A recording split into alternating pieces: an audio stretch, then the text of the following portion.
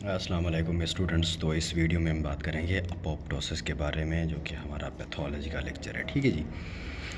अच्छा, first of all तो आपको जो है ना ये इसकी डेफिनेशन आनी चाहिए। प्रोग्राम्ड सेल डेथ, और फिर जो है ना इसे सुसाइड भी कह सकते हैं, किल्ड बाय इटसेल्फ एक्टिवली। ठीक है, सेल खुद को जो है ना मारता है या फिर सुसाइड करता है। ठीक है। अच्छा, ये नॉर्मली कब होती है? नॉर्मली आपके पास ड्यूरिंग एम्ब्रियोजेनेसिस होती है। लाइक आपके नोटोकॉर्ड डिजनरेट हो जाते हैं, उसमें सिर्फ एक ही चीज़ रहती है, न्यूक्लियस पल्पोसस। ठीक है, उसके बाद थायरोग्लोसल डक्ट है वो भी जो है ना डिजनरेट हो जाता है। उसके बाद आपके पास जो फिंगर वेब्स हैं वो भी डिजनरेट हो जाती हैं बाय द अपोप्टोसिस। ठीक है। उसके बाद हार्मोनल विथड्रॉल। अब ये कब होता है? आपके पास जो है ना ब्रेस्ट की जो है ना साइज़ वगैरह जो है ना बिल्कुल कम हो जाती है, जो है ना आफ्टर द मीनोपाज। उसके बाद जो है ना एंडोमीट्रियम यूट्रस, उसमें से आप जब जो है ना हार्मोनल विड्रॉ कर देंगे तो वो जो है ना उसमें अपोप्टोसिस हो जाएगी उनके सेल्स में। अच्छा, उसके बाद ये जो है ना T cell death during the T cell maturation. अब ये तो आपने पढ़ा हुआ होगा, जब टी सेल मैच्योरेशन होती है तो वहाँ पर सेल्स होते हैं auto reactive T cells. Auto reactive T cells क्या करते हैं? अपनी बॉडी के सेल्स पर जो है ना क्या करते हैं? रिएक्ट करते हैं। तो इसी वजह से उन सेल्स की अपोप्टोसिस हो जाती है। ठीक है, उनको जो है ना किल किया जाता है बाय द अपोप्टोसिस। ठीक है। अब बॉडी के सेल्स पर ही एक्ट करेंगे, उनको डिजनरेट करेंगे तो मतलब बेनिफिशियल नहीं है ना, तो इसीलिए उनको किल करना पड़ता है। आपकी स्किन की जो सेल्स हैं वो मोस्टली अपोप्टोसिस करते हैं और ये रीजनरेट होते रहते हैं स्किन में। और आपके पास जीआईटी में जो क्रिप्ट्स होते हैं, क्रिप्ट्स ऑफ लिबरकिन, ठीक है, उनके सेल्स मोस्टली जो है ना डाई करते रहते हैं। और जो है ना स्टूल्स में मेजर कंटेंट भी आपके पास वही सेल्स होते हैं। ठीक है। अच्छा, ये तो था इनका जनरल। अच्छा, उसके बाद जो है ना हम इसके जो है ना मैकेनिज़्म पर आते हैं। ठीक है। अब इसके मैकेनिज़्म को हम जो है ना दो पाथवेज में पढ़ते हैं। एक होता है इसका इंट्रिंसिक पाथवे, एक होता है एक्सट्रिंसिक पाथवे। पहले जो है ना हम करेंगे एक्सट्रिंसिक पाथवे का पूरा। अब देखो, ये कि पूरा सेल है। अब देखो, सेल में क्या होता है? डीएनए का मटेरियल होता है। ठीक है। डीएनए में क्या होते हैं भाई? आपके पास जीन्स होते हैं। ये क्या इसका माइटोकॉन्ड्रिया है। अब देखो, यहाँ पर मैंने सिर्फ जो है ना दो जीन्स की बात करनी है। ठीक है। एक ये जीन है जिसे आप क्या कहते हैं? Pro apoptotic gene. ओ नहीं, ये वाला था प्रो एपोप्टोटिक जीन। ये क्या है आपके पास? Pro apoptotic gene. और ये क्या था आपके पास? Anti apoptotic gene. Anti apoptotic gene मतलब ये क्या है आपके पास? सेल के लिए लाइफ सेविंग है, और ये क्या है आपके पास? सेल के लिए मतलब डेंजरस है। ठीक है, वो उसको किल करेगा। अच्छा, अब देखो यहाँ पर एक ग्रोथ फैक्टर आता है जिसके लिए रिसेप्टर होता है सेल में। अब ग्रोथ फैक्टर क्या करता है? आपके पास जो एंटी अपोप्टोटिक जीन है उसको एक्टिवेट करता है। प्रो अपोप्टोटिक को जो है ना क्या करता है? वो इनहिबिट करता है। लेट्स सपोज मैंने ग्रोथ फैक्टर ही हटा दिया, तो इसकी स्टिमुलेशन होगी? नहीं होगी। जब इसकी स्टिमुलेशन नहीं होगी तो इसकी इनहिबिशन होगी? इनहिबिशन भी नहीं होगी। जब इससे मैंने इनहिबिशन को रिलीज़ कर दिया तो ये क्या हो जाएगा? सुपर एक्टिवेट हो जाएगा। जब ये सेल ये जीन एक्टिवेट हुआ तो ये क्या करेगा? यहाँ माइटोकॉन्ड्रिया। अब देखो, ये इसकी एक्टिवेशन कर ली हमने। अब माइटोकॉन्ड्रिया पर आओ। अब देखो, माइटोकॉन्ड्रिया में जो है ना ये जो है ना चैनल्स होते हैं। ठीक है। इन चैनल्स का नाम मुझे अभी याद नहीं आ रहा। आई थिंक ये ट्रांस मेम्ब्रेन माइटोकॉन्ड्रियल प्रोटीन था, कुछ ऐसा ही नाम था। ठीक है। अच्छा जी, तो और ये दो स्टार्स। अब ये स्टार्स काम की चीज़ है। ठीक है जी। अच्छा, एक ये स्टार है, इस स्टार का नाम है आपके पास अपोप्टोटिक इंड्यूसिंग फैक्टर। क्या? अपोप्टोटिक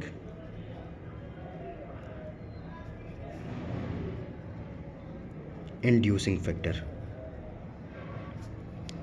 एंड ये वाला स्टार, इसे आप क्या कहते हैं?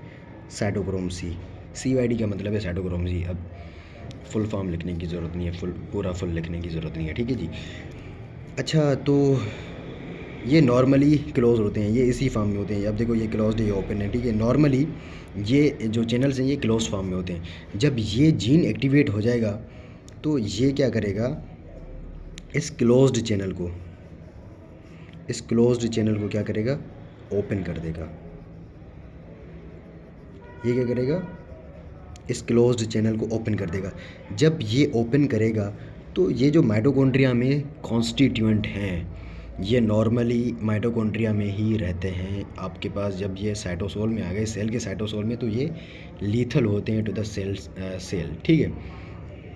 जब ये बाहर आ गए तो apoptotic inducing factor, apoptotic inducing factor क्या करेगा, neutralise the apoptotic inhibition protein. क्या, अपोप्टोटिक, अपोप्टोटिक ये नेगेटिव का मतलब है यहाँ पर इनहिबिशन प्रोटीन, ठीक है। जब ये अपोप्टोटिक इनहिबिशन प्रोटीन जो अपोप्टोसिस को इनहिबिट करता है प्रोटीन, जब ये उसको न्यूट्रलाइज करेगा तो अपोप्टोसिस को इनहिबिट करने के लिए कोई चीज़ नहीं होगी ना। जब सेल में ऐसी चीज़ ही नहीं हो जो सेल की अपोप्टोसिस को इनहिबिट करे तो सेल फिर अपोप्टोसिस का जो है ना पाथवे क्या कर लेता है, जो है ना वो उसमें चला जाता है, ठीक है, उस पाथवे में चला जाता है। अब what is the function of cytochrome C, cytochrome C का फंक्शन क्या है। अब देखो साइटोक्रोम सी का फंक्शन यहाँ पर यह है, ये एक सोए हुए एंजाइम को जगाता है, ठीक है। किसी को नींद से डिस्टर्ब नहीं करना चाहिए, बट इसका फंक्शन ये है, ठीक है। अच्छा, ये क्या, आपके पास एक एंजाइम है जो सोया हुआ है, इसको ये एक्टिवेट कर देगा, ठीक है जी। अब इस एंजाइम का नाम है आपके पास इनिशिएटर कैस्पेस 9। क्या, इनिशिएटर कैस्पेस 9। ये नंबर याद करना क्योंकि इंट्रिंसिक पाथवे में ये चेंज हो जाएगा, ठीक है जी। अच्छा, ये क्या आपके पास इनिशिएटर कैस्पेस 9, जब ये एक्टिवेट हो गया, तो ये क्या करेगा, एक और एंजाइम को एक्टिवेट करेगा, उसे हम क्या बोलते हैं, एग्जीक्यूशनल कैस्पेस, कैस्पेस नहीं, कैस्पेस। अब ये क्या करेगा, ये भी एक सोया हुआ एंजाइम है, इसको ये जगाएगा, ठीक है। और फिर इसका नाम क्या था हमारे पास, एग्जीक्यूशनल कैस्पेस।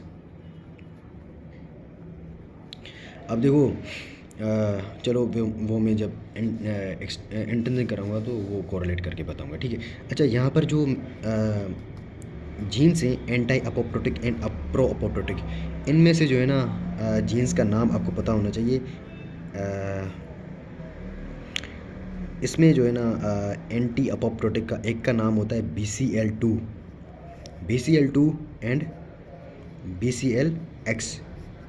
बेसिकली ये मेरे पास क्वेश्चन आया हुआ है, ठीक है, ये क्वेश्चन आया हुआ था, ठीक है, इन दोनों जीन्स में से। अब प्रो अपोप्टोटिक जीन, अच्छा इनके नाम याद रखना बिल्कुल इजी है। These are the bad genes, bax genes and bak genes, bad bak bax, ठीक है जी। ये याद करना, इन तीनों को जो है ना आसान था, ठीक है। अच्छा जी, तो इन्हें जो है ना आप जो है ना डेथ जीन भी कह सकते हैं, या फिर इन्हें जो है ना आप इन्हें डेथ जीन्स भी कह सकते हैं, और इन्हें जो है ना आप लाइफ जीन या फिर प्रो लाइफ जीन भी कह सकते हैं, ठीक है। अच्छा, अब इन्होंने एग्जीक्यूशनल कैस्पेस को एक्टिवेट कर दिया। ये पूरा था एक्सट्रिंसिक पाथवे। अभी हम आते हैं इंट्रिंसिक पर, ठीक है। ओह सॉरी, ये था एक्सट्रिंसिक पाथवे था ये सारा, यार शिट, सॉरी, ये इंट्रिंसिक पाथवे,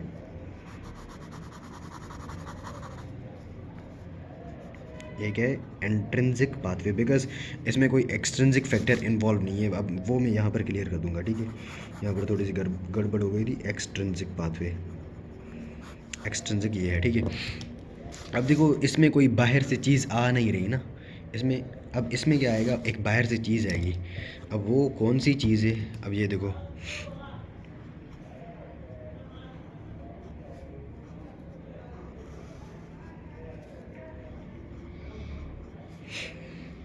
ये इसमें एक बाहर से चीज़ आएगी, इसे आप क्या कहते हैं, डेथ इंड्यूसर। क्या? डेथ इंड्यूसर, या इसका एक और नाम है इसे आप क्या कहते हैं, फेस लाइगेंड। क्या? Face ligand. ठीक है जी। अब ये क्या करेगा, सेल मेम्ब्रेन में एक और रिसेप्टर होता है, उसे एक्टिवेट करेगा। अब इस रिसेप्टर को आप क्या कहते हैं, जो है ना, फेस रिसेप्टर। क्या? फेस रिसेप्टर, फेस रिसेप्टर 1, या फिर इसे जो है ना आप, इसका एक और नाम है फेस CD95, फेस CD95 भी इसका नाम है। ठीक है। अब जब ये एक्टिवेट हो गया तो इसके पास जो है ना नीचे वाले हिस्से में एक जो है ना चीज़ होती है, इसे आप क्या कहते हैं, इंट्रा सेल्यूलर डेथ डोमेन। क्या? इंट्रा सेल्यूलर, ये सेल के अंदर है। ठीक है, मैंने तभी सेल के अंदर बनाया है, इंट्रा सेल्यूलर डेथ डोमेन। जब ये डेथ डोमेन एक्टिवेट हो जाएगा तो ये एक और प्रोटीन को एक्टिवेट करेगा। अब इस प्रोटीन का आपके पास नेम है फैस एसोसिएटेड एडेप्टर प्रोटीन। क्या? फैस एसोसिएटेड, चलो मैं इसको यहाँ पर लिख देता हूँ, फैस एसोसिएटेड एडेप्टर प्रोटीन, इसका नाम है ये। और फिर इसके पास भी एक डेथ डोमेन होता है, फेस एसोसिएटेड प्रोटीन के पास भी एक डेथ डोमेन होता है। अब ये भी इसके पास क्या है, डेथ डोमेन। ठीक है। अब इसका डेथ डोमेन क्या करेगा, इसका डेथ डोमेन फिर से इस सोए हुए एंजाइम को एक्टिवेट करेगा, जो कि हमने पहले किया था, बट यहाँ पर इसका बस नाम चेंज हो जाएगा। इसे हम क्या कहेंगे, इनिशिएटर कैस्पेस 8। वहाँ पर 9 था, यहाँ पर 8 हो जाएगा। बाकी पूरा का पूरा पाथवे सेम है, सेम है। जब ये एक्टिवेट हो गया तो ये आकर जो है ना आपके पास एग्जीक्यूशनल कैस्पेस को एक्टिवेट करेगा। जो है ना क्यूशनल कैस्पेस। अब देखो, एग्जीक्यूशनल आपके पास एक होता है, 3 होता है, 6 होता है एंड 7 होता है। जैसे इसमें था कैस्पेस था आपके पास, एक था इनिशिएटर कैस्पेस जो है ना 8 9 था, इसमें 3 6 एंड 7 आता है। ठीक है। अच्छा, यहाँ पर मैंने एक चीज़ बतानी थी, ये एंजाइम है, इसको मैंने यहाँ पर एक बड़ा कर दिया है। अब देखो, यहाँ पर जब मैंने इसको बड़ा किया तो इसके जो है ना इसके ऊपर जो है ना 2 यहाँ पर क्या थे, अमीनो एसिड्स थे। इस अमीनो एसिड का नाम है आपके पास सिस्टीन। क्या? अब देखो, ये सिस्टीन रेजिड्यू इसके क्या करते हैं, ये आपके पास जो है ना प्रोटीन होता है ना, प्रोटीन में क्या होते हैं आपके पास, एस्पार्टेट जो है ना एक अमीनो एसिड होता है, वहाँ वो होता है प्रोटीन में। तो ये सिस्टीन अमीनो एसिड्स के रेजिड्यू, लाइक इसके जो है ना ये टीथ एज अ टीथ काम करते हैं। ये क्या करेंगे, जो एस्पार्टेट जहाँ पर होगा उस पॉइंट को ये क्या कर देंगे, कट करते जाएंगे। ठीक है। इसी तरह से क्या होगा, आपके पास प्रोटीन की डिग्रेडेशन हो जाएगी। This is how caspase working. आपके पास सिर्फ मैंने इनिशिएटर कैस्पेस का बताया, ये वाला पॉइंट किस इनिशिएटर कैस्पेस का था। ठीक है। इसमें से मोस्टली यही पूछा जाता है कि इसमें सिस्टीन अमीनो एसिड्स होता है। ठीक है, अमीनो एसिड ये वाला आपके पास किस में होता है, इनिशिएटर कैस्पेस में। अब जब भाई एग्जीक्यूशनल कैस्पेस एक्टिवेट हो गया तो ये आपके पास बहुत कुछ करेगा। ये आपके पास एक्टिवेट कर देगा डीएनएजेस को, जो कि डीएनए को डैमेज करेंगे। क्या करेंगे? डीएनए को डैमेज करेंगे। अच्छा, डीएनए को जब डैमेज करेंगे, लेट सपोज ये आपके पास डीएनए है, एंड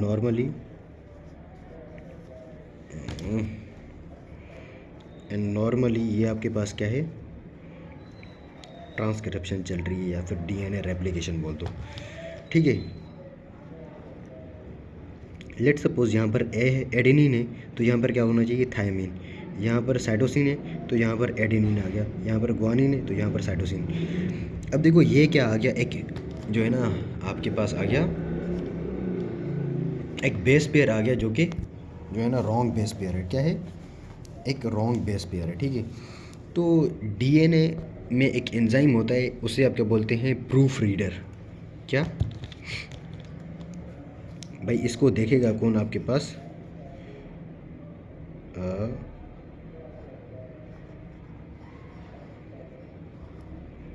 इसको ये एंजाइम देख रहा है आपके पास, ये कौन सा एंजाइम है, प्रूफ रीडर। अब प्रूफ रीडर को जब ये पता चला कि यहाँ पर कुछ गड़बड़ हो रही है, यहाँ पर जो है ना ये इसको यहाँ पर ये गड़बड़ है, ठीक है। तो ये जब देखेगा तो ये जाकर एक एंजाइम को एक जीन को एक्टिवेट करेगा, ठीक है। अब ये जब इस जीन को एक्टिवेट करेगा, ये आकर इस जीन को एक्टिवेट करेगा, तो ये जीन क्या करेगा, दूसरे जीन को एक्टिवेट करेगा। आप इसके बराबर में एक और जीन है, ये क्या करेगा, इसको एक्टिवेट करेगा। जब इसने इसको एक्टिवेट किया तो ये जाकर जो है ना इसको क्या करेगा,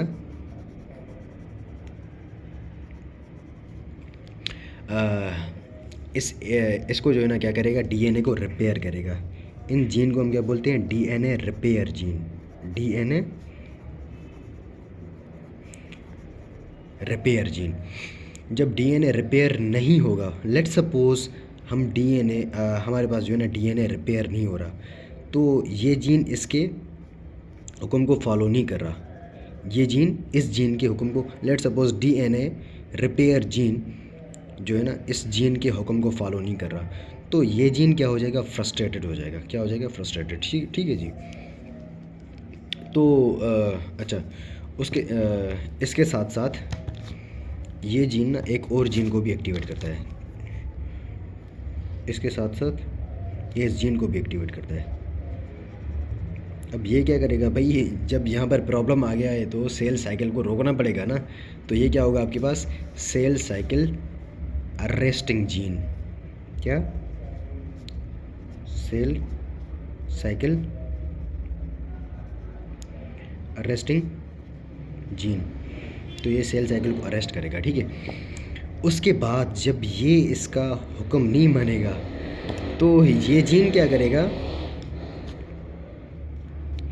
ये जीन ना इस जीन को एक्टिवेट करेगा।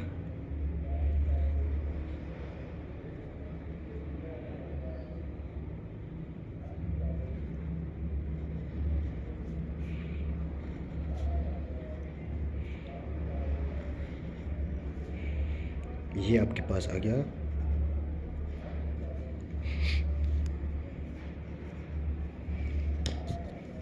जब ये जीन इसके हुक्म को फॉलो नहीं करेगा, लाइक आपके पास डीएनए रिपेयर जीन इसके हुक्म को फॉलो नहीं करेगा, तो ये जीन आपके पास आकर एक्टिवेट करेगा इस जीन को। जब ये जीन एक्टिवेट हो गया, this will lead to apoptosis of the gene. क्या, यहाँ पर क्या आ गया, सेम ये जहाँ जो मैंने यहाँ पर सेम बनाया था, ये वाला, ठीक है। आपके पास है प्रो अपोप्टोटिक जीन, ठीक है। जब ये इसको एक्टिवेट करेगा, नॉर्मली ये होता नहीं है, ठीक है। जब आपके पास सेल की डेथ होनी होती है तो ये जीन यही करता है। अब what is the name of this gene, this is your P53 gene, P53 gene which is also known as the guardian of genome. इसे हम गार्डियन ऑफ जीनोम कहते हैं। क्या,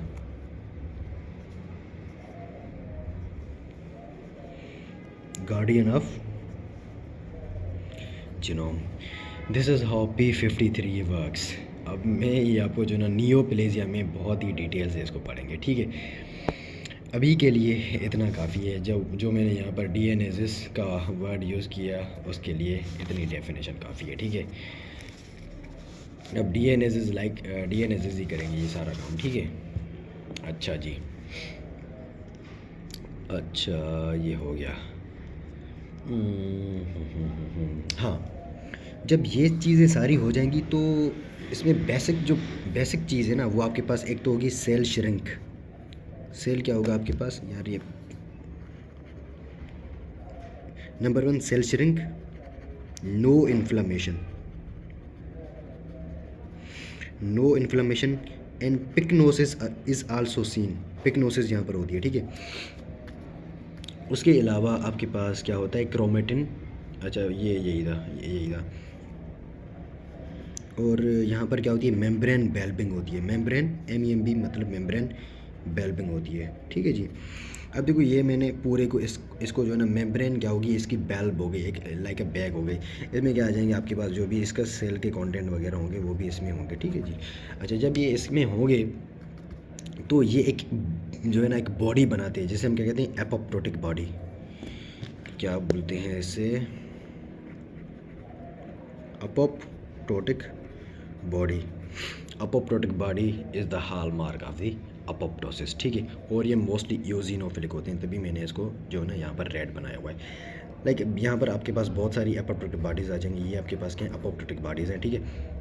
जब ये अपोप्टोटिक बॉडीज़ आपके पास आ जाएंगी तो ये जो है ना, these are the signals for the phagocytosis. तो आपके पास आ जाएंगे मैक्रोफेजेस, जो इनको जो है ना आपके पास क्या करेंगे, फेगोसाइटोस करेंगे। और फिर जो है ना आपके पास ये क्या, आपके पास मैक्रोफेजेस है, फेगोसाइटोस करेंगे और जो है ना सेल जो है ना डाई हो जाएगा, ठीक है जी। अच्छा उसके बाद अच्छा हाँ, अपोप्टोटिक बॉडीज़ में क्या होता है आपके पास, जो है ना डेड सेल एंड ऑर्गेनेल होते हैं। क्या, dead cell and cell organelle होते हैं, ठीक है जी। So this is all about the apoptosis pathology, general pathology. Hope कि जो है ना पूरा टॉपिक क्लियर होगा।